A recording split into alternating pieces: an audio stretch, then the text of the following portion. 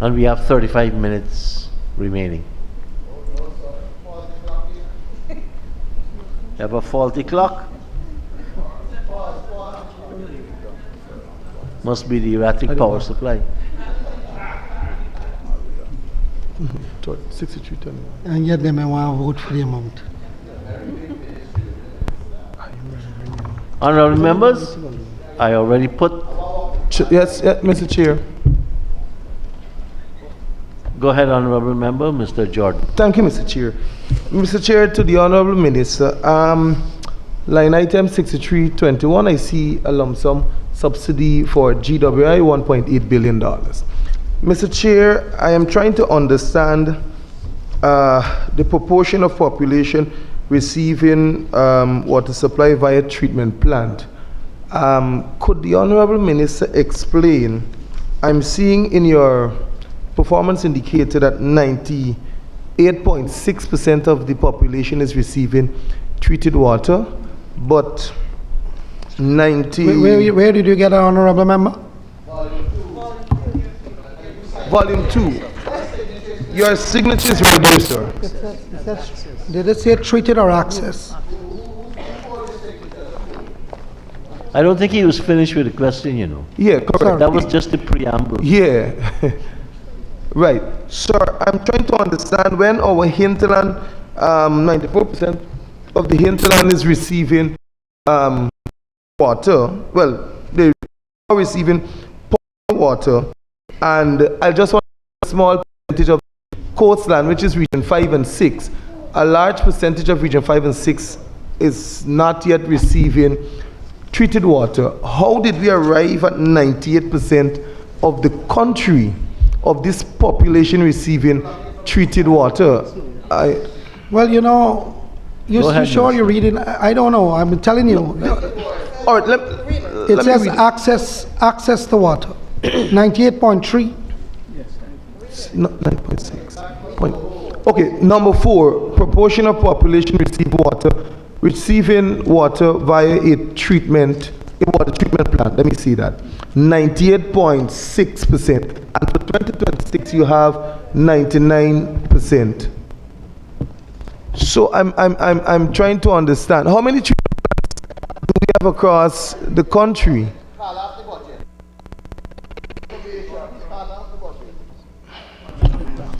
So, could you find it for me? But let me just restate the facts that I know it, and as Mr. Bashas reconfirm it. 98% is for access to water.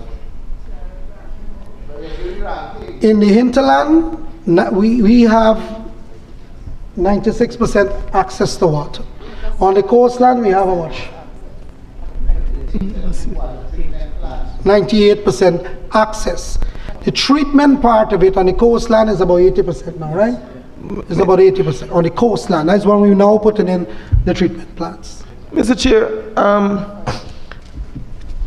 I am kind of, Mr. Chair, at number 4, the book, and if you can follow with me, sir.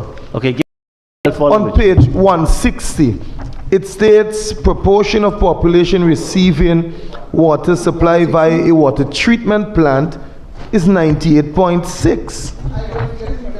And I am saying 90% of region 5 alone. Which page are you reading from there? Page 160, sir. And if I take region 5 alone, sir, we have only one water treatment plant, so region 5 alone failed the test. Georgetown, we still getting this Marby thing since, no, it was a Don't get riled up, comrade. Okay, please allow the Honorable Minister to have access to the information which falls under his ministry. Where is he reading from, man? I don't know.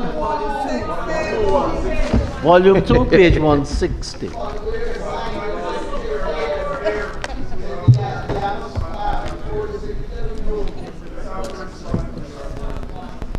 Here's volume 2. Oh. I don't have it here. I don't have it with me. Sorry. Maybe that's an inverted typographic, but let me restate the facts. In the regions, we have 98%.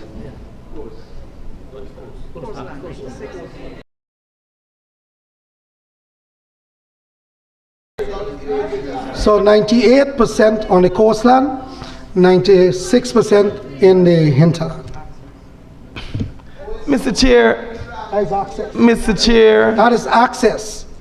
Oh. There's two things, hold on, there's two things. There's access and there's treated water. So I'm giving you the access. The treated water now. 80% on the coastline, and how much on the hinterland? We're now advancing that program but the difference is, comrade, the difference is in the hinterland in Region 9 and Region 8 and those places, when you go and you drill the well, the water doesn't have the iron content that you have on the coast. It's like you're drinking treated water. I've been there. I went to Karasaba and everything. You drink it from there. Right? So on the coastline is where the treatment plant is needed to rid the iron content. Mr. Honorable Chair. Member, Mr. Jordan. Mr. Chair. And I'm trying to understand what the minister is telling me. If it is water via water treatment plant, you cannot tell me nowhere in the hinterland is receiving treated water, Mr. Speaker. We just said Mr. Chair, that. no. Allow me, Honorable Minister. But in clarifying, it is still not accurate, and that of many of the regions. Water within the network of a water treatment system. Correct. And sir, if we do that calculation across the country, we are not even at 80%. I mean, I know the stats we have to believe what we are told, but my calculation might be different. I personally, it's the definition, how we define, like somebody, Well, guided, sir. somebody guided. defined democracy a certain way, you know. And Guided, sir. I'll move on. yeah. So, see with which the allocations are for is open to analysis, explanation, and question and answer. But But, Mr. Honorable Chairman, Minister, you have an explanation? yeah, Mr. Chairman, GWI has data to make sure that before they issue a figure of 80% treated water attached to a treatment plant, before they say they have 80% on the coast, and they have data to back it up. The connections that are tied into that. Yeah. Thank you, Mr. Chair. I give you an explanation. So, Honorable Member Mr. Jordan, maybe the issue might be the absence of the word continuous. Could be, sir. Could be, sir. Honorable Minister, we need to look back at how we calculate. Because I might have access to my treatment plant in Eccles, but I get 1 glass a day. Right? So, I don't know. No, they could get it from the Honorable Minister, so have a look at it. I want to follow up just now. Honorable Member Mr. Jordan. Thank you, Mr. Chair. Mr. Chair, also I'm looking at indicator number 1, percentage of non-revenue water. I see 62.5%, and the aim of 60% in 2026. With this high percentage of non-revenue water, could the Honorable Minister say what are the measures in place to reduce the non-revenue water across the company? So, Mr. Speaker, Mr. Chairman, Honorable Mr. Chairman, Minister. Honorable Member, thank you for that question. And I'm happy that you raised it. So you understand why the agency is requesting the money. Because look at the level of water that is wasted, is used and is not metered, and GWI can't collect the revenue for it. And that is So indicator that is the number reason 2, why we're Honorable. asking for this money, because the level of losses is so high, and most of it is in the Georgetown area and the East Coast area. Yeah. Thank you, Mr. Chair. Mr. Chair, I thank the honourable. Honourable member, I think if you look at indicator 2, I'm coming to that. it confirms what the honourable member said. He couldn't collect the money. Coming to that, sir. So what I wanted though, sir, is the measures. I know GWI is a top heavy. You hear me? I want to know what are the measures in place to reduce. The minister must know from the plans, what are the immediate measures in place to bring this percentage of non-revenue water down, let's say below 50%. Is metering, Mr. Chairman, Minister? Mr. Chairman, honorable member, it's metering. Okay. Metering will fix some of it. Lack of wastage of the water for unmetering is an insult to injury. Then, Mr. Speaker, the other phenomenon that we have is that the contractors, whenever they're around the place, they break the main line, it goes out in the main transmission line. All of that is water generated, but you can't bill nobody. So this problem is not just a company issue. It's an entire nation that have to help us with this. Because in the night, when people are operating, the main that is under the road or in the trench every day, all day, it is responsible behavior. Correct. Yes, right? So that is why the figure is so high. Thank you. Thank you, Mr. Chair. Mr. Chair, and so I move to value of arrears owed by customers. I recognize in 2025 it was $2.93 billion. I'm wondering now in 2026, NA is, it should be not applicable if I'm correct. Why is it, Honorable Minister, or maybe not available? Right, it could be not. Is it not? If it's not applicable, why is it not? And what is an estimated amount of that line? You know, Mr. Chairman, honorable member, one would want to expect to collect all this money. You know, sometimes you don't budget for losses. You know, we would want to collect all of this money, so we dare not budget for loss. No, I'm talking about indicated 2. Yeah, yeah. So it could have been 0. No, well, if I'm understanding the value of arrears owed by customers, and so you're not budgeting for a loss, you're planning. We expect to collect our money, well, and we expect people to pay us the money. Right, that is what I'm saying. Yes. Okay, right. Thank you. Guided. Thank you very much, Mr. Chair, Honourable Minister. if I can get a follow-up. Honourable Member, Mr. Lance.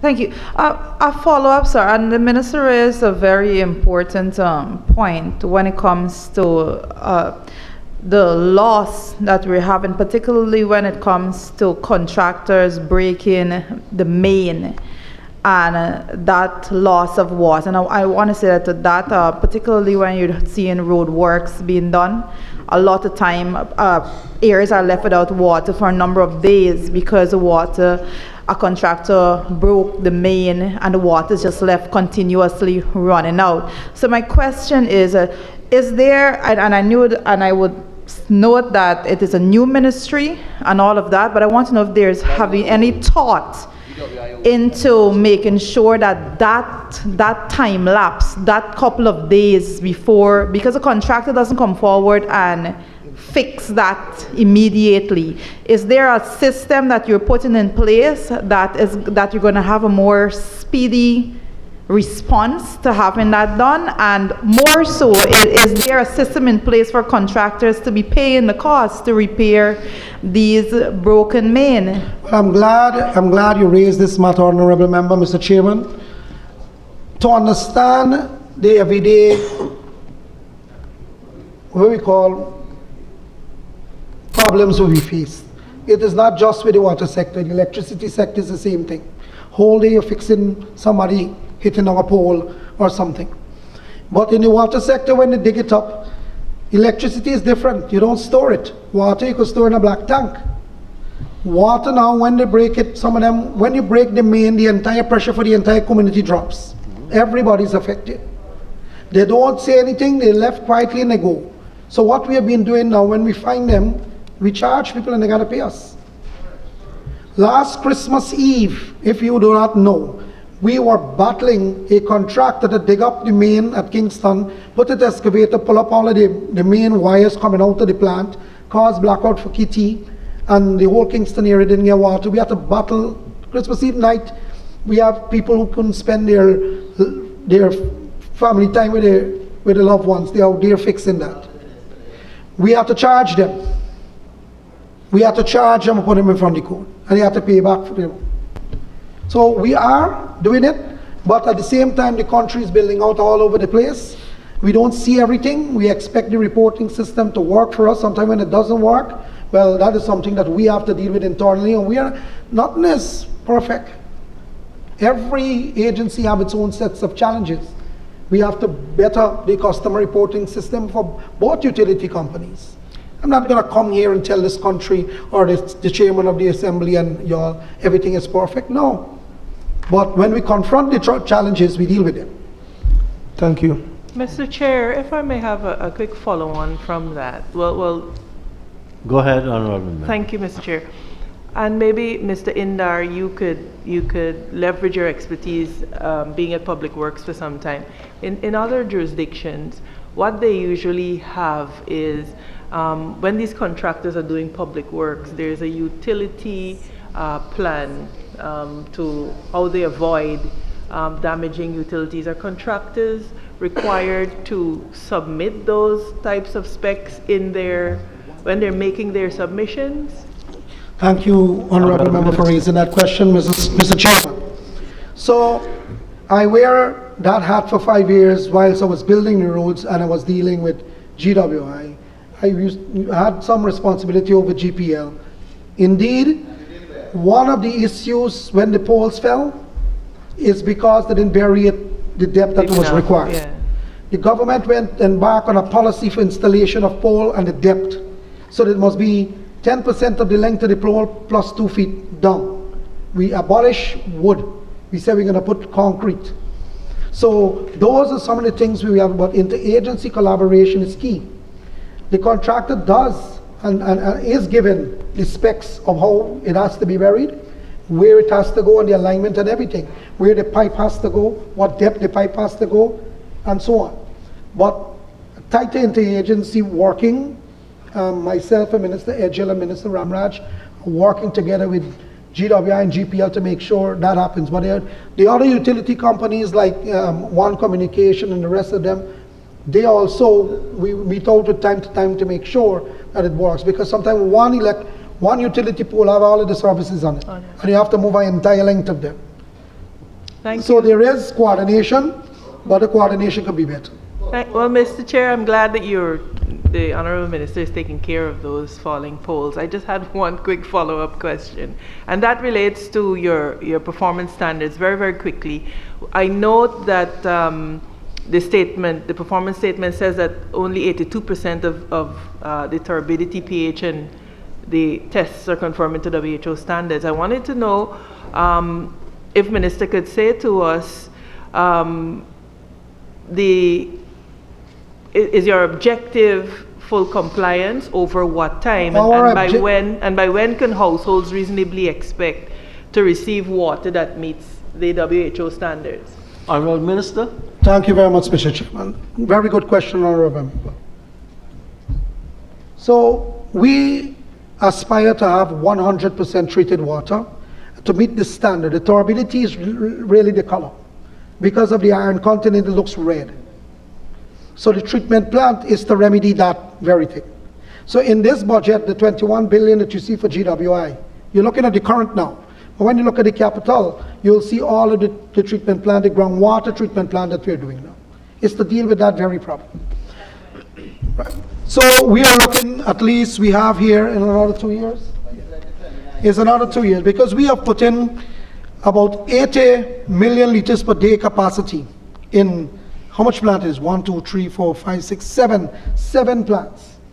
80 million liter per day treated water to cater to 140,000 residents. These are the treatment plants we put in the last 5 years. By 2020. But these are thank you. aquifer plants. Okay. We want to make sure we do groundwater plants now. We're going to have one in Diamond, one in Stewartville. So, surface water, we call it groundwater, surface water, and one at Albion, all right? Those are the three. Mr. Chair, one final question on this line.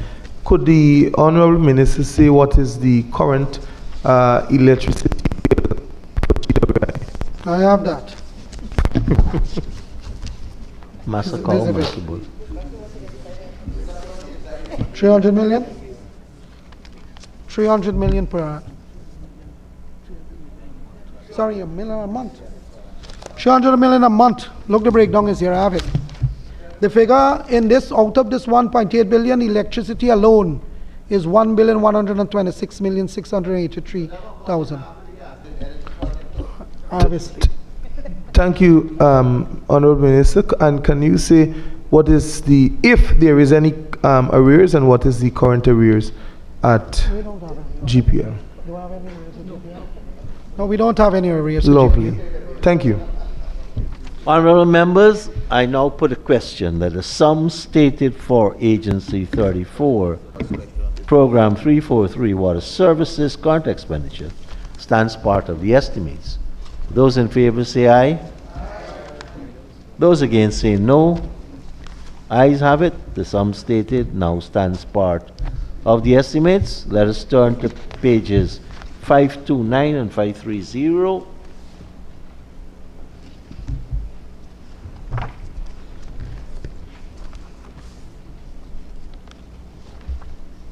And I propose the question that the sum stated for Agency 34, Program 343, Water Services Capital Expenditure, stands part of the estimates.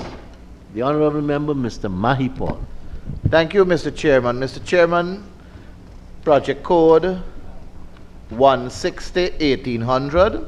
This is the line that speaks to the construction of water treatment plants across the various areas that the Minister spoke about earlier.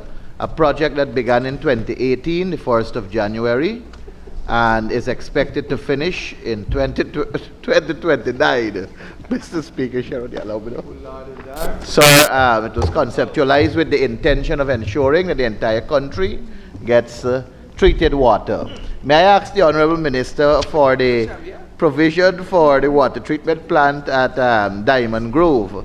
What is the catchment area in terms of the various villages, and can you give us an update on these projects that fall within this line that began in 2018? Mr. Chairman, I think the honorable member got that question from somebody.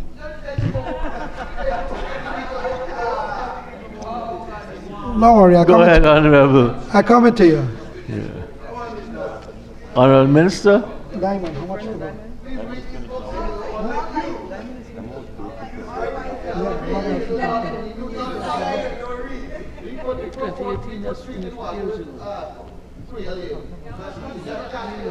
Honorable member, Mr. Bosch said that that project has finished since how long? Years ago. Same one. Thank you, Mr. Chairman. Mr. Chairman, the project description says here on reference page 134 that it caters for, where am I? Yes, and the year I'm seeing here that it started in 2018, running to 2029. Are you speaking about a surface water treatment plant? I'm speaking about what I'm seeing in the book. Whatever Adventure, Bath, Legwan, Mariah's Delight, Wakenham, Diamond Grove. Oh, this is a CDB project? Yes, it's specific, CDB. Okay. And I'm asking about the Diamond Grove area to know if farm is in the catchment area, because I need treated Covent water Garden. here. Just be here 1 minute. Covent Garden. Where is it? Covent Garden. I really do you bad. I just hear this thing without explaining it. Why you still get bashed here? To get bash. Where's the CDB? Colin was like, Okay, but this is serious. Electricity, water, or public utilities, a serious business for our people. So, Mr. Chairman, if I may ask, Allow him to. Oh, to sorry, Get go the ahead. answer, Yeah. get the information, so that he can provide you with the answer. cool. I'll give you back 2 minutes. Thank you, sir. Mr. Speaker, Diamond is not in the CDB project. Okay, thank you, Mr. Chairman. I guess it's another mistake like what is in Book 2, or misprint, if I may use that word instead of misprint. No, don't guess. We're not here to guess with the cameras. Come on. Sorry, the word is in the book, Diamond Grove. Yeah, but you said you guess. Oh, But if it's in okay, the book and he can't answer, you should find the information out. Thank you, sir. Yes. Sir, project code 2802200. It says here provision for water treatment plants and wells. My interest, sir, is is specific to water treatment plants under this sum of $6 billion. Can the Honorable Minister tell us where these water treatment plants under this line will be going? I know under the previous line it spelled out the areas, as in Adventure, Bat, Leg 1, Mariah's Delight, Wakenham, and the other areas. But this specific line, which area will these water treatment plants be, and what is the catchment of each one? Honorable Minister. Thank you very much, Mr. Chairman. And thank you very much, Honorable Mai Paul, for the question. So, the $6 billion will do the following. First, there is a Hope surface water treatment plant that is a work in progress. So there's $445 million in there for that. We have to reduce the water losses, as the Honorable Member spoke just now. So we have put about $200 million to deal with initiatives to reduce that. We have $1 billion that will benefit about 30,000 people from Cove and John to Cane Grove on the east coast of Demerara. We have about $200 million for gravity filters for Diamond and iFlood. We have $75 million for some technical support for the coastal water treatment plants, because we built out some, we had some technical support for that. Surface water treatment plant, we have $250 million. This is at Stewartville. So we put in one at Stewartville. I mentioned that earlier. We have one at the LBI, a surface water treatment plant that we're going to construct there for another $250 million. At LBI. We have $700 million for inline filters. So where we don't have the plants, we put in the inline filters at Providence, at De Hoop, Monrepo, Calcutta, Agricola, Collagen, and Annandale. We have $100 million for water meters and boxes. We have $100 million for procurement of materials in a number of that. In fact, it's more than that. It's about $350 million for procurement of a whole lot of materials that we need and tools we need to do work within GWI to go out and fix things as well too. So we have to buy the material to go and do that. Thank you, Mr. Chairman. I'm not finished yet. Oh, sorry. Well drilling material, we have $319 million for that. We are drilling a well at Better Hope for $150 million. We are drilling a well at Timeri for $150. We're drilling another one at Grove, another one at Port Morant, and Virgin Nugent. Those are wells. We are putting in some electromechanical equipment, and that will cost us about $400 million. We have another $200 million for extension for unserved areas. Like for example, in Perica, we have Washington Scheme and some other places never had water for 30 years. We have some monies in here, about $100 million for road reinstatement. Whenever we do fixes, we have to reinstate the road. Sometimes the road is left without being reinstated. We have $500 million in here to construct some sanitary blocks. We normally do this for folks across the country, Last year, last budget, we had 1,000. This year, we up it to 2,000. And we have another $100 million here for digital transformation, which is establishment of an operation control center. So that makes up the $6 billion. And those are the areas and the activities that they will fund. Thank you so much, Honorable Minister. And we know it's more complex than what these numbers are showing us. Honorable Member, Mr. Mahipal. This may be your last question, including the 2 minutes.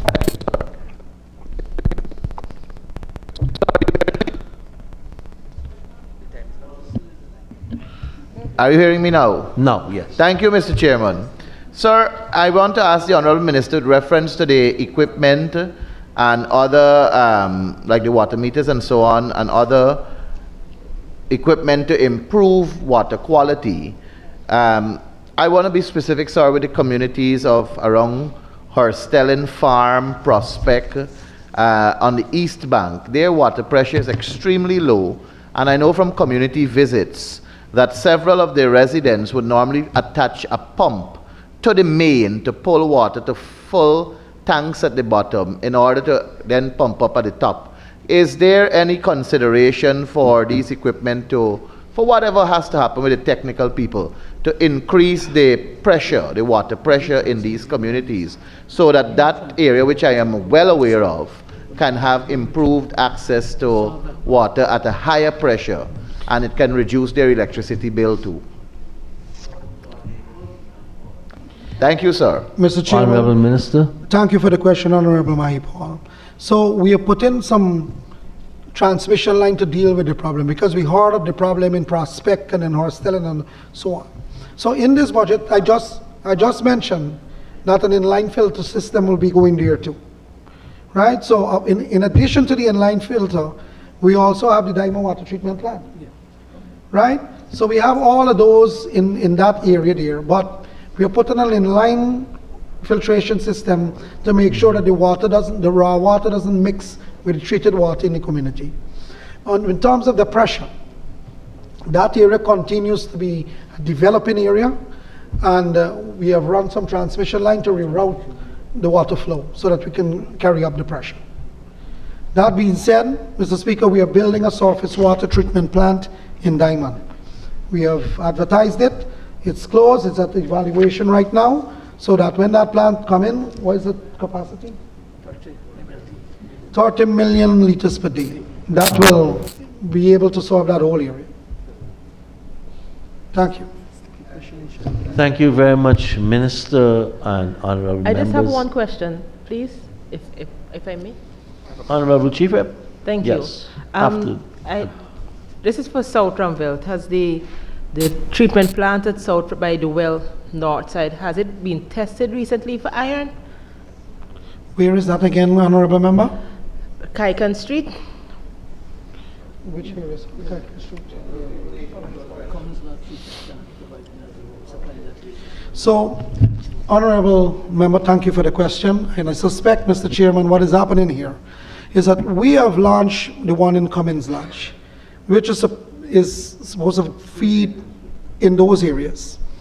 So from time to time, because for years the pipe had raw water inside, it would have had rust inside. Most times you have to flush it out so that that water can come out, right, so the clean one can come into the mains. So if you find that they have it coming out red, more like you just leave the pipe running and report the matter, and they will have to flush it out. Thank you. Just a quick Go follow-up. ahead, go ahead. That same by Kaikon Street, I'm not sure. Anyways, it has been flushed out for a while. They've actually, the whole pipe is undone, and water is always like somebody's there working for a while. So there has been work ongoing, but still the issue remains about the iron content in the water in South. We'll have to check that out for you, Honorable. Okay. Thank you. Honorable members, I'm tempted now to put everything that remains. Mr. Speaker, have we exhausted the time? And so, honorable Speaker? members, I put Mr. the Speaker? question. that the sums Mr. Chair? that the sums stated, we are already over Mr. Mahipa's extra 2 minutes.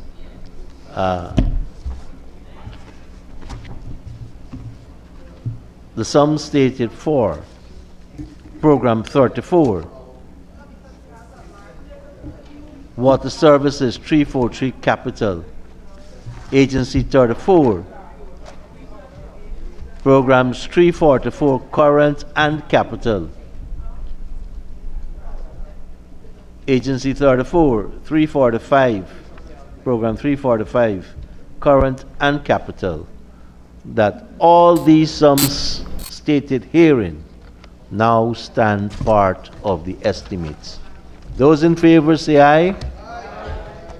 Those against say no.